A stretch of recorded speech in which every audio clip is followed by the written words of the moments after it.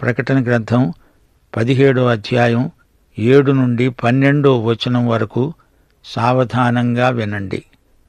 దూత నాతో ఇలా అన్నాడు, నీవెందుకు ఆశ్చర్యపడ్డావు? ఈ స్త్రీని గూర్చిన మర్మమును, 7 తలలు 10 కొమ్ములు గలిగి దానిని మోస్తున్న క్రూర మృగాన్ని గూర్చిన మర్మమును నేను నీకు తెలియచేస్తాను. నీవు చూచిన ఆ మృగము మునుపు ఉంది గాని ఇప్పుడు లేదు. అయితే అది అగాధ జలములలో నుండి పైకి రావటానికి, నాశనానికి పోవటానికి సిద్ధంగా ఉంది. భూనివాసులలో జగదుత్పత్తి మొదలుకొని జీవగ్రంథమందు ఎవరి పేరు రాయబడలేదో వారు ఆ మృగము ఉండేది కాని ఇప్పుడు లేదు, ముందుకు వస్తుంది అన్న సంగతి తెలుసుకొని ఆశ్చర్యపడతారు. ఇందులో జ్ఞానము గల మనస్సు కనపడుతుంది. ఆ 7 తలలు ఆ స్త్రీ కూర్చున్న 7 కొండలు. మరియు 7 రాజులు కలరు, 5 కూలిపోయారు, ఒకడున్నాడు, కడమవాడు ఇంకా రాలేదు. వచ్చినప్పుడు అతడు కొంచెము కాలం ఉండాలి. ఉండినది ఇప్పుడు లేనిది అయిన ఈ క్రూరమృగము ఆ 7 పాటు ఒకడై ఉండి తానే 8వ రాజవుతూ నాశనానికి పోతాడు. నీవు చూచిన ఆ 10 కొమ్ములు 10 మంది రాజులు. వారిదివరకు రాజ్యమును పొందలేదు గాని ఒక ఘడియ క్రూరమృగముతో కూడా రాజుల వలె అధికారము పొందుతారు. ప్రియ శ్రోతలు వింటున్నారా? యోహాను ఆత్మావేశము పొందినవాడై ఆత్మవశుడై చూచిన దర్శనం ఇది ఎంతో అర్థవంతమైనది. ఆ స్త్రీ మత్తిల్లి ఉంది. పాత నిబంధన పరిశుద్ధుల రక్తం, కొత్త నిబంధన హతసాక్షుల రక్తం తాగి మత్తిల్లిన స్త్రీని యోహాను చూచాడు. అది చూచి యోహాను ఎంతో ఆశ్చర్యపోయాడు. ఆ స్త్రీ 7 తలలు 10 కొమ్ములు గలది. క్రూరమృగం ఆ స్త్రీని మోస్తున్నది. సంఘము మహాశ్రమలకు ముందే ఎత్తబడుతుంది. అయినా అంతవరకు సంఘము లోకంలో హింసించబడుతూనే ఉంది. బబులోను వ్యవస్థలో సర్వమతాలు ఇమిడి ఉన్నాయి. ఎత్తబడని సంఘ విభాగం, దానితో పాటు లోకంలోని మతాలన్నీ మహాశ్రమల గుండా వెడతాయి అని మనం మరిచిపోకూడదు. మతమౌఢ్యం, విగ్రహారాధన మొదలైన వాటిలో నిమగ్నమైన వారందరూ మహాశ్రమలలో పాలు పొందటం జరుగుతుంది. దానియేలు యొక్క 3 స్నేహితులను అగ్నిగుండంలో పడద్రోసింది బబులోను అధికారమే. దర్శనంలో ఈ స్త్రీని చూచి యోహాను ఎంతగానో ఆశ్చర్యపడ్డాడు. అంతా యోహానుకు దేవదూత వివరించి చెబుతున్నాడు. మృగము యొక్క రోమక సామ్రాజ్య లక్షణాలు ఈ స్త్రీలో కనపడుతున్నాయి. దేవుడు యోహానుతో అన్నాడు, నీవు చూచిన ఆ మృగము పూర్వము ఉంది గాని ఇప్పుడు లేదు. అది అగాధంలోనించి పైకి వస్తుంది, నాశనానికి పోతుంది. పూర్వం ఉండి ఇప్పుడు లేని మృగాన్ని, తరువాత వచ్చే మృగాన్ని చూచేటప్పుడు భూలోక ప్రజలు, అనగా ప్రపంచానికి పునాది వేసినప్పటి నుండి జీవగ్రంథంలో ఎవరి పేర్లు రాసి ఉండలేదో వారు ఎంతో ఆశ్చర్యపోతారు. ఇందుకు వివేచన గల మనస్సు అవసరం. ఆ 7 తలలు, ఆ స్త్రీ కూర్చొని ఉన్న 7 కొండలు, అంతేకాదు 7 రాజులున్నారు. వారిలో 5 కూలిపోయారు, ఒకడున్నాడు, మరొకడు ఇంకా రాలేదు.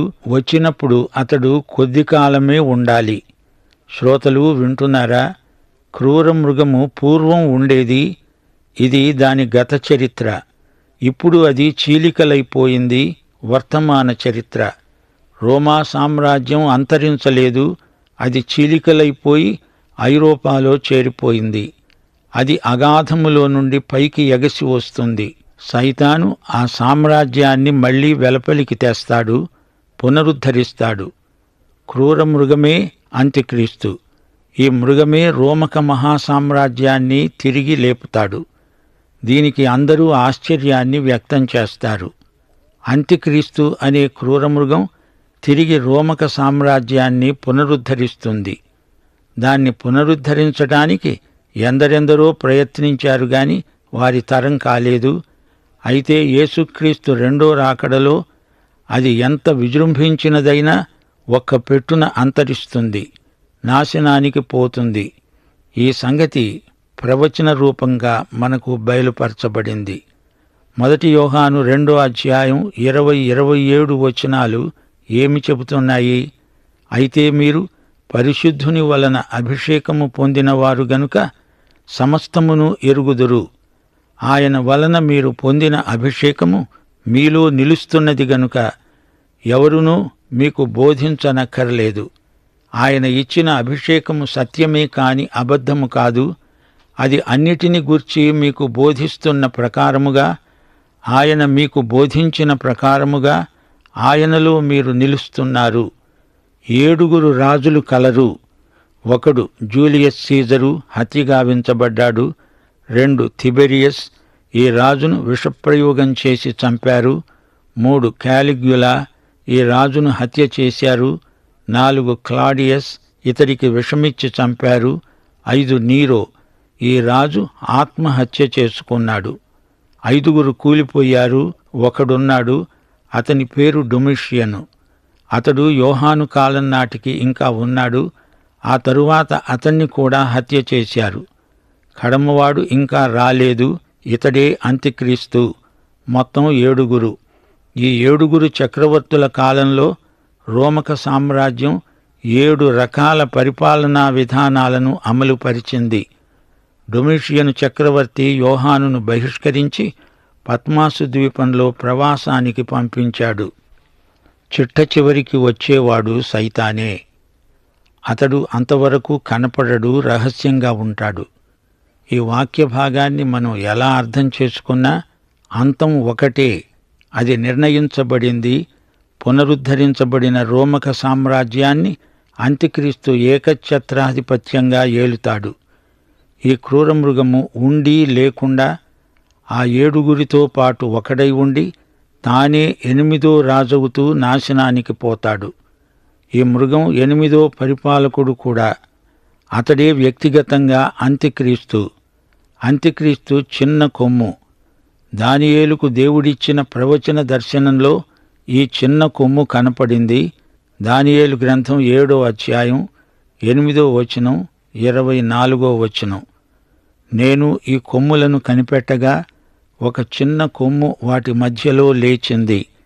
దానికి స్థలమివ్వడానికి ఆ కొమ్ములలో 3 పెరికివేయబడినవి. ఈ కొమ్మునకు మానవుల కన్నుల వంటి కన్నులు, గర్వముగా మాట్లాడే నోరు ఉంది. ఆ 10 కొమ్ములు ఆ రాజ్యము నుండి పుట్టబోయే 10 రాజులను సూచిస్తున్నవి. కడపట ముందుగా ఉన్న రాజులకు భిన్నమైన మరొక రాజు పుట్టి ఆ 3 రాజులను పడద్రోస్తాడు. దానియేలు 7వ అధ్యాయములోని చిన్న కొమ్ము ఈ అంత్యక్రీస్తే. ఇతడు 10 కొమ్ములలో ఒకడు కాడు, ప్రత్యేకమైనవాడు. 7 వరుసలో ఇతడు 8వ వాడు. అయితే ఇతడు 7వ వాడు కూడా. రోమక సామ్రాజ్యం యొక్క చిట్ట చివరి దశలో దాన్ని ఏలుతాడు. ఇక్కడి 10 కొమ్ములు దానియేలు గ్రంథం 7వ అధ్యాయం 7వ వచనంలోని 10 కొమ్ములే. అంత్యక్రీస్తు సహకారంతోనే వీరంతా రాజ్యమేలుతారు. వీరు సైతాను చేతిలో కీలుబొమ్మల్లాగా పనిచేస్తారు. 10 కొమ్ములు 10 మంది రాజులు. వారిది వరకు రాజ్యమును పొందలేదు గాని ఒక్క ఘడియ క్రూరమృగముతో కూడా రాజుల వలె అధికారము పొందుతారు. అంత్యక్రీస్తు వీరిని తన ఇష్టానుసారముగా వాడుకుంటాడు. ప్రియ శ్రోతలు, వింటున్నారా? అంత్యక్రీస్తు క్షుద్ర రాజకీయాలు ఎలా పరిణమిస్తున్నాయో చూడండి. నీరో చక్రవర్తి తరువాత డొమిషియన్ చక్రవర్తి వచ్చాడు. అతని కంటే ఇతడు మరీ క్రూరుడు. నీరో చనిపోయినా అతని దుష్టత్వం కొనసాగింది. డొమిషియన్ మరో నీరో అయ్యాడు. మంచివారి మంచితనం వారిని పరలోకం వరకు వెంబడిస్తుంది. అయితే దుర్మార్గుల చెడుతనం సైతాను మరొకరి ద్వారా కొనసాగిస్తాడు. 8వ వచనంలో చెప్పబడినట్లు జీవగ్రంథమందు ఎవరి పేరు రాయబడలేదో వారు అంత్యక్రీస్తు విషయంలో ఆశ్చర్యపడుతున్నారు. మనం చూడవలసింది అంత్యక్రీస్తు వైపు కాదు, మన దృష్టి యేసుక్రీస్తు మీద కేంద్రీకరించాలి. మనకు ప్రకటన గ్రంథంలో కేంద్రాకర్షణ యేసుక్రీస్తు, అంత్యక్రీస్తు కాదు. 11వ వచనంలో మృగం నాశనానికి పోతుందని చెప్పబడింది. చెడుగుకు, పాపానికి దుష్టశక్తి ఎంతో ఉంది, గాని దానికి అంతం ఉంది. దుష్టుడు తన నాశనాన్ని తనే కొని తెచ్చుకుంటాడు.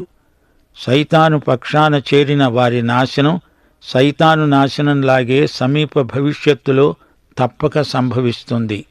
ప్రియశ్రోతలు, ప్రకటన 17వ అధ్యాయంలో మహావేశ్యకు చేయబడే తీర్పును గురించి చెప్పబడింది. 21వ అధ్యాయంలో 9వ వచనం పెండ్లి కుమార్తె అనగా గొర్రెపిల్ల యొక్క భార్య కనపడింది. ఫిలదెల్ఫియా సంఘం యేసుక్రీస్తు పెండ్లి కుమార్తె. అయితే లవొదికయ వేశ్య. ప్రతి విశ్వాసి అయితే ఫిలదెల్ఫియా, కాకపోతే లవొదికయ. తటస్థ విధానం అంటూ లేదు. 17వ వచనంలోని స్త్రీ నిర్దేవమైన మత వ్యవస్థకు చిహ్నం.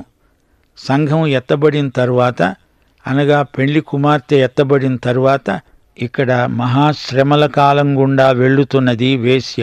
ఈ వేశ్యను మృగం మోసినంత కాలం మోసింది. ఈ స్త్రీ ముట్టిందంతా కలుషితమైపోతుంది.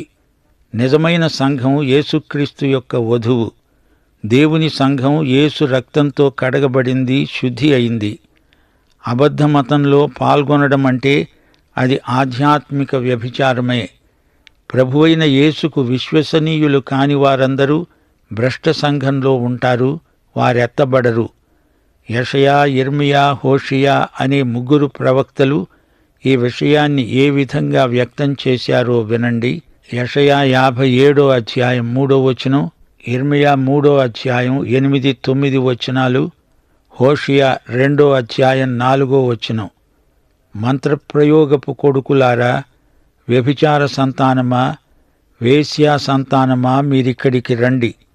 ద్రోహి అయిన ఇశ్రాయేలు వ్యభిచారము చేసిన హేతువు చేతనే నేను ఆమెను విడిచిపెట్టి పరిత్యాగ పత్రిక ఇయ్యగా, విశ్వాసఘాతకురాలైన ఆమె సహోదరి అయిన యూదా చూచి కూడా భయపడక వ్యభిచారము చేస్తూ వస్తున్నది. దాని పిల్లలు జార సంతతి అయి ఉన్నారు.